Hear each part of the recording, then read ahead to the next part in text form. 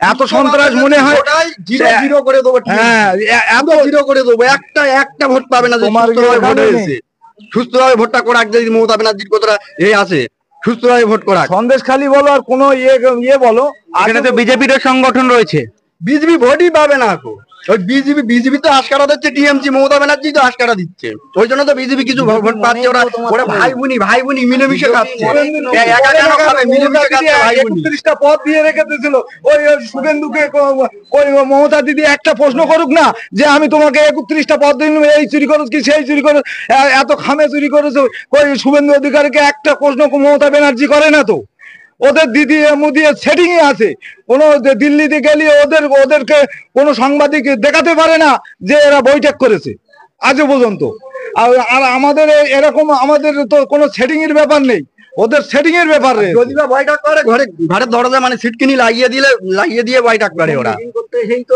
প্রকাশ্যে আসে না। এসে দিদির সঙ্গে আগে বৈঠক করি, প্রথম মিটিং করতে এসে সেখানে কি মিটিং করলো, কি বৈঠক হলো, দিদি দাদাকে গালাগালি দেয় আর দাদা দিদিকে গালাগালি দেয়। আচ্ছা, এবারে তো আইএসএফ এর সঙ্গে সমঝোতা হলো না, এর ফলে কি কোনো এফেক্ট পড়তে পারে? না, যারা ছিল আমাদের সবাই সমর্থন। আমরা এক জায়গায় এবারে আমরা চাইছি যে আমাদের একটাই প্রতীক চিহ্ন, আমাদের লাল ঝান্ডা এবারে জিতবে। সবাই ওরা সমর্থন, সবাই মধ্যে 100% লাল ঝান্ডা জিতবে।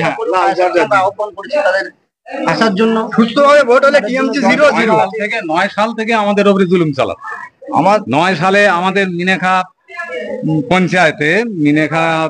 পঞ্চায়েতের মধ্যে, আমাদের শিমুলদা জয়গ্রামের মধ্যে আমাদের 11 জন আর বিনা অপরাধে খেলা ছিঁড়ে আমাদের 11 জন আর বসিরহাট জেলে ঢুকলে। সে কাগজপত্র প্রমাণ চালিয়ে, আমি বিনা প্রমাণে কথা বলিনি, আমি দেব। তারপরে 13 সালে পঞ্চায়েত ভোট হলো।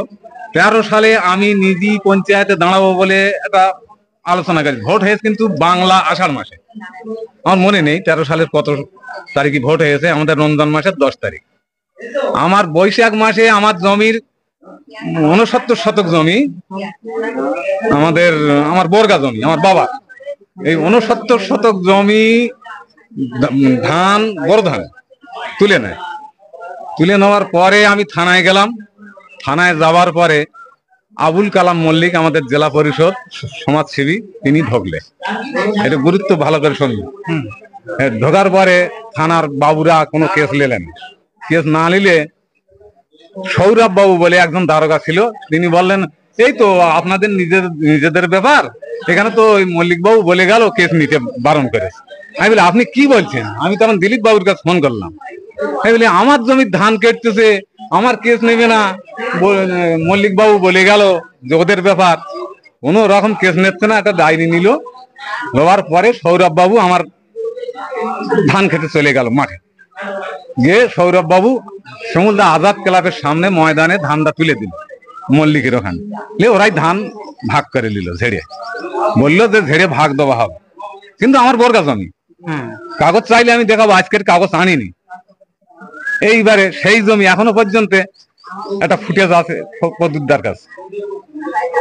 জলপথ হয় কি মাটির তোলা দেন উপর, সেই জমি, সেই বর্গা জমি এখনো ওই জেলা পরিষদের দখলে। সেখানে আমার জল সেচের মেশিন আছে, শ্যালো বলতে বড় চাষ হয়, সেও দখলে। 13 সাল থেকে 24 ওনার দখলে। এটা সাধারণ মানুষ খেলে পারা যায়, কিন্তু এটা জেলা পরিষদ, উনি কি করে খায়? আমি এইটাই বলতে চাচ্ছি, খাক, আমরাও ভালো আছি। এইবারে আমি ওই ফুটেজটা ওখানে রেখেছি, এটা নিয়ে যাবেন যাওয়ার সময়। জল ওপরতে মরছে, জেলার থেকে পাস নাকি ওই কি বলে এটা